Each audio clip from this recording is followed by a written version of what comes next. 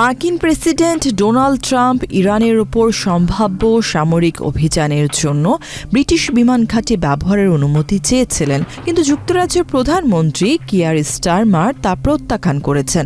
সংবাদ মাধ্যম দ্য টেলিগ্রাফের বরাত দিয়ে জানা গেছে, ট্রাম্প এই সিদ্ধান্তে অত্যন্ত ক্ষুব্ধ হয়েছেন, মূলত আন্তর্জাতিক আইন লঙ্ঘনের ঝুঁকি এড়াতে এবং কোনো বড় সংঘাতের দায়ভার এড়াতেই ব্রিটেন এই কঠোর অবস্থান নিয়েছে। প্রস্তাবিত বিমান ঘাঁটি ছিল দক্ষিণ পশ্চিম ইংল্যান্ডের সুইডেনের কাছে অবস্থিত রয়্যাল এয়ারফোর্স RAF। ধারণা করা হচ্ছে ওয়াশিংটনের পরিকল্পনা ছিল ঘাঁটি থেকে দূরপাল্লার ক্ষেপণাস্ত্র ছোড়ার। তবে ব্রিটিশ আইন অনুযায়ী কোনো মিত্র দেশের সামরিক অভিযানের দায়ভার তখনই নেওয়া হয় যখন বিস্তারিত তথ্য আগে থেকে দেওয়া হয়। ভবিষ্যৎ হোক নিরাপদ, বিনিয়োগ হোক বিশ্বস্ত, আর আমার পছন্দ সল্ট বে।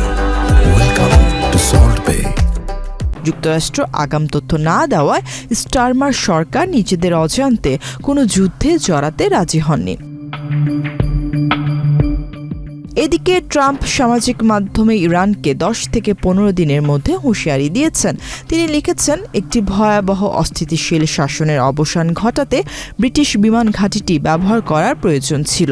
হয় বোঝাপড়ায় আসুন, নয়তো খারাপ কিছু ঘটতে চলেছে। বিশেষজ্ঞরা মনে করছেন, এই মন্তব্যে ইরানের সর্বোচ্চ ধর্মীয় নেতা আয়াতুল্লাহ আলী খামিনি এর শাসন ব্যবস্থাকে ইঙ্গিত করা হয়েছে। সাম্প্রতিক কয়েকদিনে মধ্যপ্রাচ্যে সামরিক তৎপরতা ব্যাপকভাবে বেড়েছে। ট্রাম্প প্রশাসন ওই অঞ্চলে 50টিরও বেশি যুদ্ধ বিমান মোতায়েন করেছে। সংবাদ মাধ্যম অ্যাক্সিওস জানিয়েছে, গত 24 ঘণ্টায় ইরানের সীমান্তের কাছে মার্কিন যুদ্ধ বিমানের সংখ্যা কয়েক গুণ বৃদ্ধি পেয়েছে। CNN ও CBS নিউজের তথ্য মতে, চলতি সপ্তাহের শেষে মার্কিন সেনারা পূর্ণ প্রস্তুতি নিয়ে ইরানকে লক্ষ্য করে থাকতে পারেন। তবে ট্রাম্প এখনও সরাসরি কোনো আনুষ্ঠানিক সামরিক ঘোষণায় যাননি। বিশেষজ্ঞরা বলছেন, যুক্তরাষ্ট্র ও যুক্তরাজ্যের এই অবস্থান ও কূটনৈতিক খামখেয়ালিতে মধ্যপ্রাচ্যে উত্তেজনা বৃদ্ধি পাচ্ছে। একই সঙ্গে আন্তর্জাতিক আইন ও মিত্র দেশগুলোর জবাবদিহিতার বিষয়টি আগের চেয়ে বেশি গুরুত্ব পাচ্ছে।